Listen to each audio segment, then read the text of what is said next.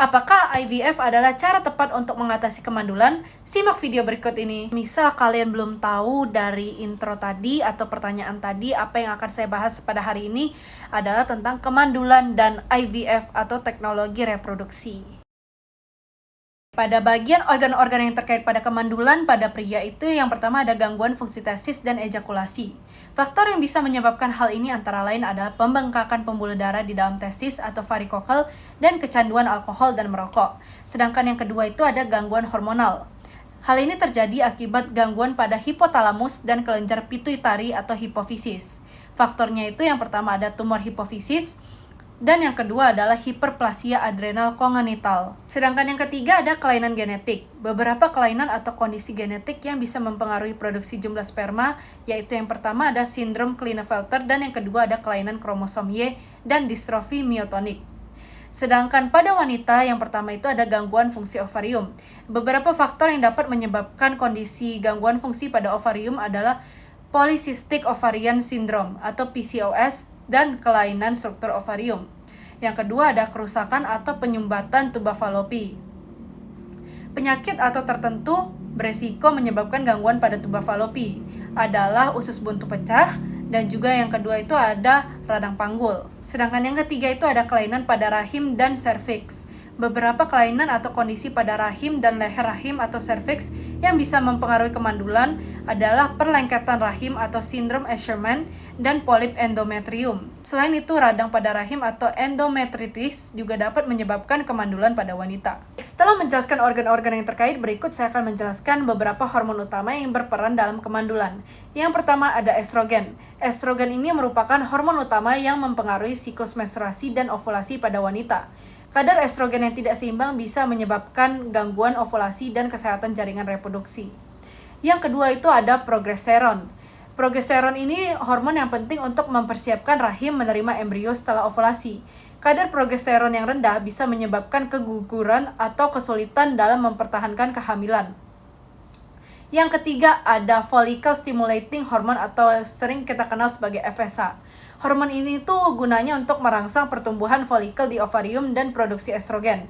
Kadar FSH yang tinggi bisa menyebabkan masalah dengan ovarium atau kualitas sel telur. Yang keempat itu ada luteinizing hormone atau LH. LH berperan dalam pemicu ovulasi. Ketidakseimbangan antara FSH dan LH bisa mengganggu siklus ovulasi. Yang kelima ada testosteron. Pada pria, testosteron itu penting untuk produksi sperma. Kadar yang rendah bisa menyebabkan masalah dengan spermatogenesis dan kualitas sperma. Yang keenam itu ada prolaktin. Hormon ini tuh bertanggung jawab untuk produksi susu setelah melahirkan. Tetapi kadar prolaktin yang tinggi atau sering dikenal sebagai hiperprolaktinemia dapat mengganggu ovulasi dan menyebabkan kemandulan. Sedangkan yang ketujuh ada tiroid hormon T3 dan T4. Hormon tiroid berperan dalam metabolisme dan dapat mempengaruhi kesuburan. Gangguan tiroid dapat menyebabkan masalah ovulasi dan siklus menstruasi yang tidak teratur. Dan yang ke-8 itu ada insulin. Kadar insulin yang tinggi sering terkait dengan sindrom ovarium polikistik atau PCOS yang dapat mempengaruhi ovulasi dan metabolisme hormon lainnya. Ketidakseimbangan atau gangguan pada salah satu hormon ini dapat menyebabkan masalah reproduksi dan kemandulan.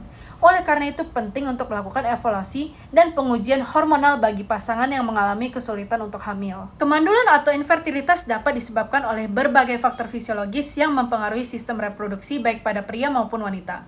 Berikut yang saya akan jabarkan adalah beberapa proses fisiologis yang terkait dengan kemandulan.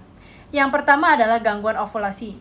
Jadi, pada wanita, gangguan pada tahap ovulasi dapat disebabkan oleh ketidakseimbangan hormon, sindrom ovarium polikistik, PCOS, atau masalah tiroid. Ini mengakibatkan tidak terjadinya pelepasan sel telur yang matang.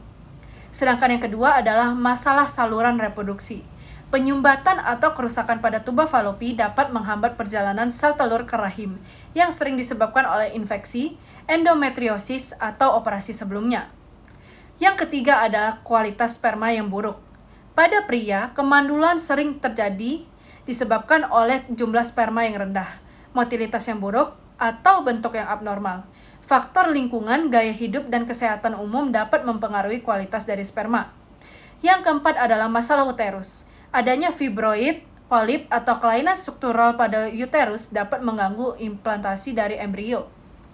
Yang kelima adalah imunologi. kadang-kadang sistem kekebalan tubuh pada wanita dapat menyerang sperma atau embrio menghambat kehamilan.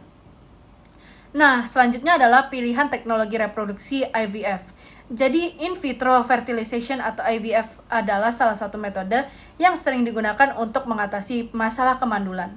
Proses ini tuh melibatkan beberapa langkah. Yang pertama adalah stimulasi ovarium. Jadi wanita akan diberikan obat hormon untuk merangsang ovarium agar menghasilkan beberapa sel telur. Proses kedua adalah pengambilan sel telur. Jadi sel telur yang matang diambil melalui suatu prosedur yang kecil. Yang ketiga adalah fertilisasi. Sel telur yang diambil dicampur dengan sperma di lab untuk fertilisasi. Ini dapat dilakukan secara konvensional atau dengan metode intrasitoplasmic sperm injection atau ICSI jika ada masalah dengan sperma. Yang keempat adalah kultur embrio. Embrio yang terbentuk kemudian dikultur selama beberapa hari untuk mengamati perkembangannya. Yang kelima akan ada transfer embrio. Embrio yang sehat dipilih dan ditransfer ke dalam rahim wanita.